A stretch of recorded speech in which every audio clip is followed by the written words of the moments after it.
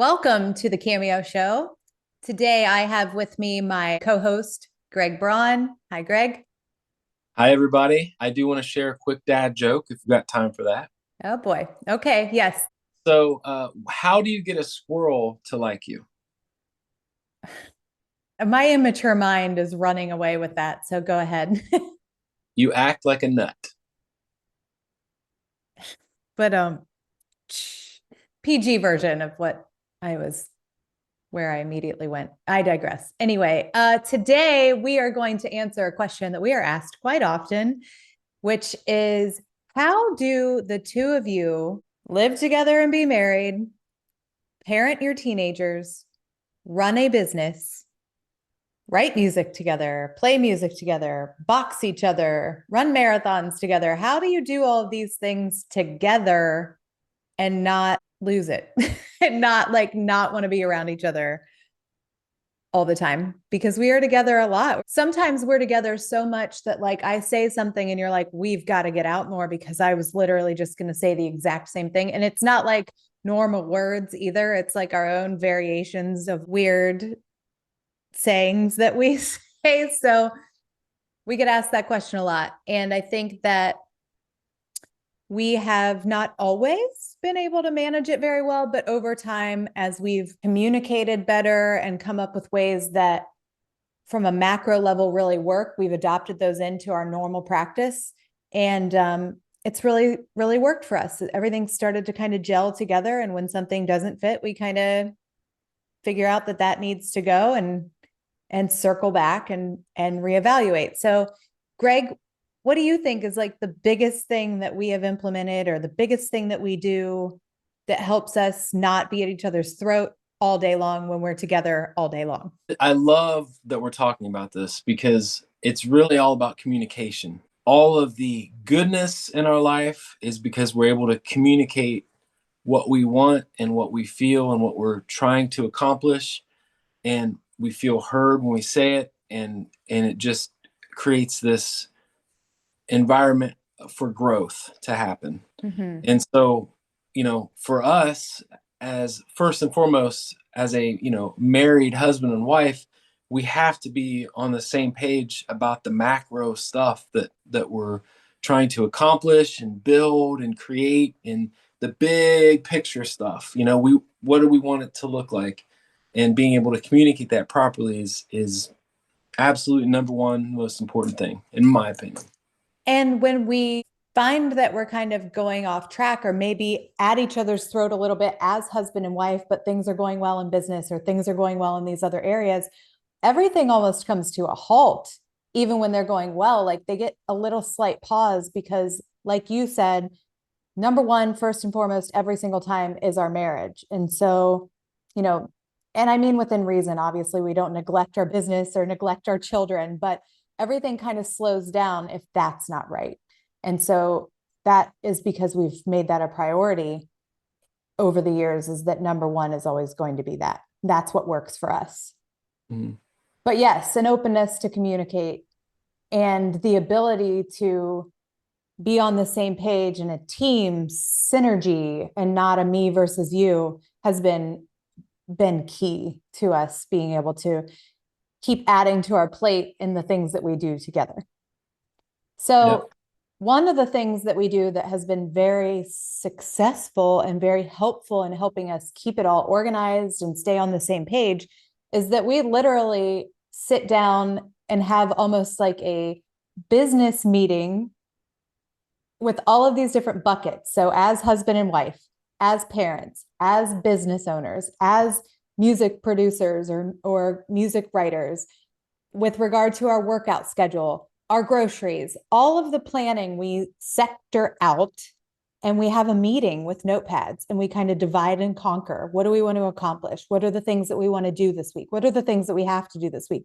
We compare calendars. We make sure that we're on the same page there and then kind of delegate who's going to be in charge of that piece, who's going to be in charge of that, who has this going on. And that has been really important because otherwise we would just be winging it and things would get kind of like ignored or neglected or dropped or lost. And then you wouldn't feel so confident in the progress that we're making, or you wouldn't feel so safe in the communication that we're having, because it could quickly become a me versus you environment if things start getting dropped. Yeah. So that's something that, like, it almost feels really businessy, and we're talking about our marriage, but it works because we look at our marriage as a partnership and we treat it as such. So if date night is important and it's this week, what are we doing? We're on the same page about when and where on Sunday night, not the day before. And then, well, I didn't plan anything. Did you? We already know. We already know what's up. That's the macro. I mean, that's like the big picture, and being able to talk about that, not just on our personal stuff, but like being able to talk about long term and midterm and short term. You know, what are we going to have to do this week to help work on our big picture stuff, and making sure that there's time in the week carved out for, you know, if bowling is really important to me, or golf is really important to me, or tennis, or, you know, making music, or you going for a long run, or boxing workouts, if that stuff's important. So we got to make sure that we have it in our week, because our long range goals are to be active. It's almost like a business, but like this, the communication is modeled after that. Right. And I think a really great recent example of that is that I am working really hard to finish this book. And so just the other day when we were having this meeting, it was like, okay, what do you need to do on a daily basis to make sure that that midterm goal here in a couple of months is accomplished? You need to make sure that you've prioritized writing at least an hour a day. And to be on the same page about that eliminates any type of like, well, you're taking up a lot of time to do your thing, and I'm not getting that same amount of time. My goal becomes our goal, and our goal contributes to our future. And our future is not just with our endeavors or our business, it is us as a married couple, and all of that is interconnected. If I were doing all of that on my own, again, it can quickly become a me versus you environment. It can be a resentment bubble ready to burst. But because we make the time to make sure that we've established those together from a macro level, planned and organized what our week looks like to accomplish those things longer term, it eliminates all of that stress. Now, I am not saying that we don't have our moments, because we certainly do. And sometimes we just do need space from each other. And that's totally normal because we're human. But it's almost like we are able to like wear different hats and our different roles in our life together, that also keeps it very clean and keeps everything on track. And when we start talking about what do we need to do this week to make sure we get closer to the long-term goal, it's not like we're meeting quarterly deadlines in our marriage. It's just that we have an idea that we can stay on track together with. And if that doesn't happen, like, there's a little bit of flexibility because things are busy and sometimes it can be overwhelming. And we just make sure that we move it over. It doesn't like just disappear. It doesn't fall off, which I think in the past for us, or in maybe a lot of situations, that might be what happens, is like things don't get added to that meeting. They don't get added to that priority list. And then all of a sudden, they're not even in existence anymore. And that can feel really crappy across the board, and especially in your marriage. So, Yeah.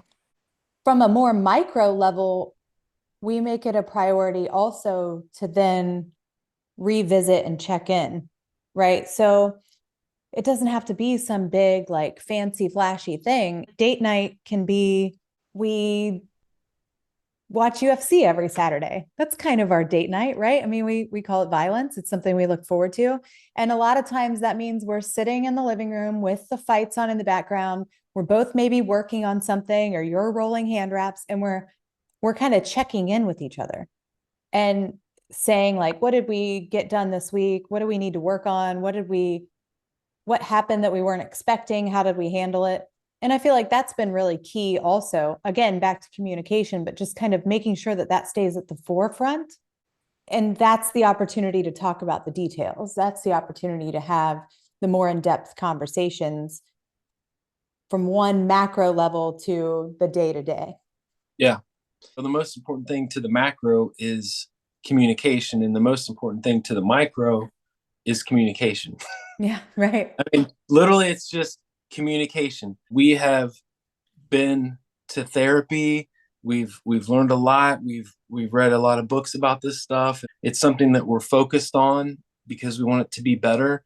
And the answers just seems to always be communication. And when the communication isn't right, then that's when the wheels start falling off. And on the short term, it looks like every day having that check in at the end of the night, like, hey, what's tomorrow look like? This, and this, comparing calendars, just making sure that, no balls get dropped really. And, that feels good. Then you can go to bed at night knowing like we've got a plan, and it's like having a long-term plan and a short-term plan that feels really good. And that creates like momentum in your marriage and your business and everything, because what feels better than crossing off things off your short-term list, and those mid-range goals become short-term goals, and you're moving the needle, you're making progress, and you can see it and feel it. And again, not only in business but in your personal life. Gosh, we just went on 4 date nights this last month. No wonder we're getting along so well. We are having a lot of time to communicate and be with each other, and not just always be working together. Yeah, that's right. And I think that it's easy, or it has been habitually happening, that we, for a while, when it wasn't a priority or we didn't differentiate between kind of our roles, we would go to dinner, for example, and we would talk about the kids. Like, just not talk about each other, talk to each other. We were talking about the kids, or talking about work, or talking about what's next. And so that time that we were using as a way to reconnect with each other in our marriage, we were like muddying with all of the other things. And that's naturally going to happen when you do so many things together. Like, we're obviously going to talk about our kids and about our business. It's just that we've made it a priority that when we're on a date to also be married, to also be listening to each other and where we're at with our feelings, where we're at with our personal endeavors, where we're at with our relationship, and hone in on communicating about that specifically. So it's not like everything's in a vacuum and compartmentalized and it's easy to do that. Everything's going to kind of bleed together when we do all of these things together, but we've just made it a priority to have different buckets and make sure that we give them the attention that they need. I can tell when we're not connected as husband and wife, when we aren't going on dates, when we aren't invested in each other as people and as partners, and the focus has been too much on the kids, or too much on the busyness, or too much on the projects, or too much on the business, and we don't feel connected, and we are starting to bicker and fight, and that atmosphere is starting to kind of take over that me versus you. And we've just gotten better and more comfortable at recognizing it and communicating it right away. We haven't always been great at that, but we've gotten much better because it's become something that we are aware of, and that is a necessity for us to thrive in all of the other areas. If we're not right first, we can't thrive as parents. We can't thrive as business owners. We can't support each other in our own personal endeavors. It's what has worked for us. It's what has served us well, to approach it from a very big macro level, be on the same page, and to then drill it down to the more granular, what needs to take place. And I suppose you could do that too when they're not things that you're doing together. If you just break it down to communication, like you've said over and over and over again, if you were doing things without me, it would still be an important part. And you do things without me. It's not like we do everything together, but it's still a very important part to be on the same page about. So if you find yourself in a spot where you're feeling a little bit of friction in your marriage, whether you work together, parent together, do all of these things together or not, just ask yourself, how are we communicating? Do I know where my partner is? Do I know how they feel? Am I meeting them where they are? Am I listening to them? Are we having that meeting? Are we having that daily check-in? Because those things can be really relationship changing if you pay attention.